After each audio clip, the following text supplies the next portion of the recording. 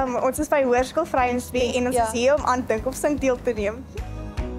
Dink of Sink is 'n debatkompetisie, 'n baie informele debatkompetisie waar ons onvoorbereide debatgesprekke voer.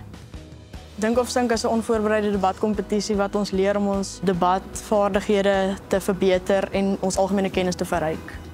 Dink of Sink is 'n debat waarin jy die onderwerp weet hoe jy kry hom en op die voete kan dink. Jy moet logies kan redeneer, sonder 'n bron uit die vuis uit praat en logies praat. Dink of Sink is vir my 'n geleentheid dat jy net saam met jou vriende bymekaar kan kom en teen ander skole kan praat en net te kan stry en die tyd te geniet en mekaar te help en spanwerk definitief te bou.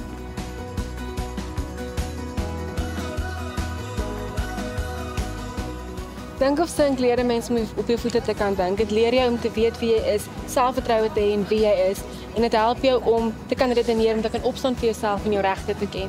Die Dink of Sink debatkompetisie help ons om ons punt op 'n respekvolle manier te stel en om ons punt te verdedig en by jou standpunt te staan. Op 'n manier is dit amper soos 'n toets. Jy gaan skryf basies, jy kry 5 minute om voor te berei en dan 'n hele toespraak te lewer met argumente. Dink of Sink is 'n goeie plek om ons algemene kennis te verbeter.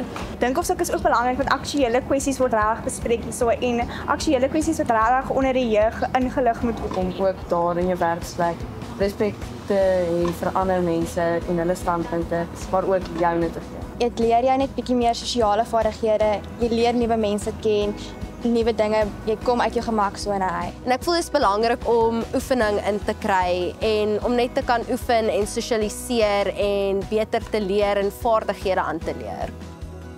Dit is vir ons heerlik om te sien dat die junior en die senior span van Hoërskool Vryheidsby deurgedring het na ons nasionale finaal wat op 7 Oktober in Pretoria gaan plaasvind. Bly ingeskakel op AfriForum TV om te sien hoe Hoërskool Vryheidsby vaar. En miskien is Hoërskool Vryheidsby die grootste grootpraters in die land.